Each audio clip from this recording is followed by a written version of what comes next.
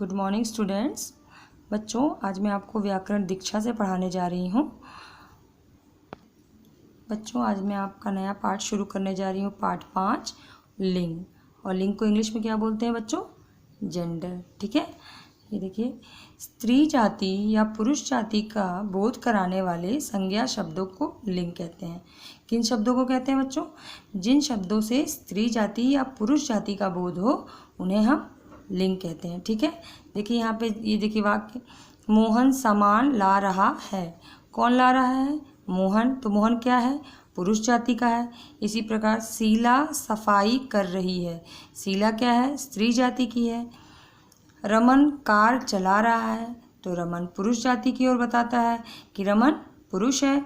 सलमा पढ़ रही है, तो सलमा स्त्री जाति का बोध करा रहा है ना बच्चों। ये दो शब्द ऊपर दिए गए वाक्यों में मोहन और रमन शब्द पुरुष जाति का और शीला तथा सलमा शब्द स्त्री जाति का बोध करा रहे हैं। ठीक है, जिन शब्दों से पुरुष जाति और स्त्री जाति का बोध हो उसे क्या कहते हैं बच्चों?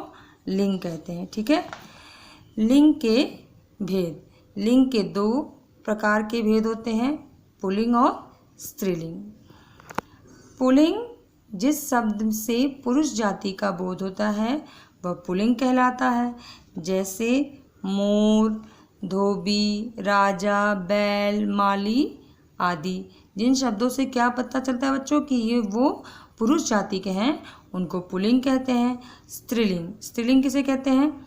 जिस शब्द से स्त्री जाति का बोध होता है वह स्त्रीलिंग कहलाता है, जैसे मोरनी, धोबिन, रानी, गाय, मालिन आदि।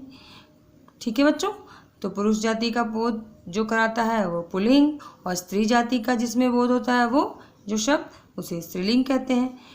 कुछ शब्दों के लिंग नहीं बदलते, जैसे कुछ शब्द ऐसे हैं जिनके लिंग नहीं बदलते बच्चों। ये शब्द पुल्लिंग और स्त्रीलिंग में एक जैसे ही होते हैं। कुछ शब्द जो होते हैं उनके न स्त्रीलिंग बदलती है न पुल्लिंग।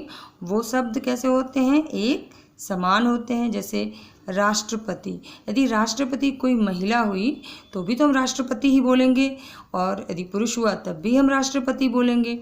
प्रधानमंत्री के लिए भी वही है, राजदूत के लिए भी वही है, सैनिक के लिए भी, कुलपति, अफसर। तो इन शब्दों में पुरुष जाति और स्त्री जाति सब क्या है बच्चों? एक समान है, ये बदलते नहीं हैं।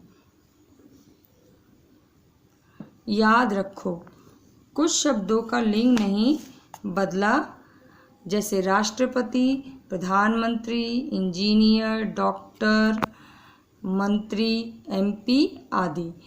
ये याद रखने के लिए है कि कुछ शब्द के लिंग नहीं बदलते, जैसे राष्ट्रपति, प्रधानमंत्री और इंजीनियर, मंत्री, एमपी आदि। ठीक है, सभी नदियाँ स्त्रीलिंग होती हैं। सभी नदियाँ क्या होती हैं बच्चों? स्त्रीलिंग, जैसे गंगा, यमुना, नर्मदा, कावेरी आदि। सभी भाषाओं के नाम स्त्रीलिंग होते हैं। सभी भाषाओं के नाम क्या होते हैं बच्चों? स्त्रीलिंग होते हैं, जैसे हिंदी, पंजाबी, गुजराती, अंग्रेजी, मराठी आदि। ठीक है, पुल्लिंग और स्त्रीलिंग शब्दों के कुछ उदाहरण। यहाँ पे कुछ उदाहरण हैं पुल्लिंग और स्त्रीलिंग शब्दों के, आइए पढ़ के देखते हैं। जैसे पुल्लिंग है, ये इधर के सारे शब्द क्या है? पुल्लिंग है, और इधर स्त्रीलिंग है। अब बेटा का क्या हुआ बच्चों? बेटी। बेटा पुल्लिंग शब्द है ना, और बेटी स्त्रीलिंग। दादा का दादी, माली का मालिन, धोबी का धोबिन, चूहा का चूहिया, सेठ का सेठानी, बूढ़ा का बुढ़िया, गायक का गायिका, शेर का शेरनी। इसी प्रकार यहाँ देखिए, भाई का बहन, मामा का मामी, बालक का बालिका, पति का पत्नी, बकरा का बकरी, घोड़ा का घोड़ी, ग्वाला का ग्वालिन, राजा का रानी, मोर का मोरनी, नाना का नानी, चाचा का चाची, बंदर का बंदरिया, मुर्गा का मुर्गी, हाथी का हथनी, हिरन का हिरनी, पुजारी का पुजारिन, पिता का माता, लेखक का लेखिका। तो बच्चों, आप जब पुल्लिंग शब्द पढ़ रहे हैं तो आपको पता चल रहा है कि ये पुरुष जाति का है, और स्त्रीलिंग शब्द जब पढ़ रहे हैं तो आपको पता चल रहा है ना कि स्त्री जाति का है। तो आप इस पाठ को अच्छी तरीके से पढ़िए। आगे का पाठ हम आपको दूसरी ऑनलाइन क्लास में बताएंगे।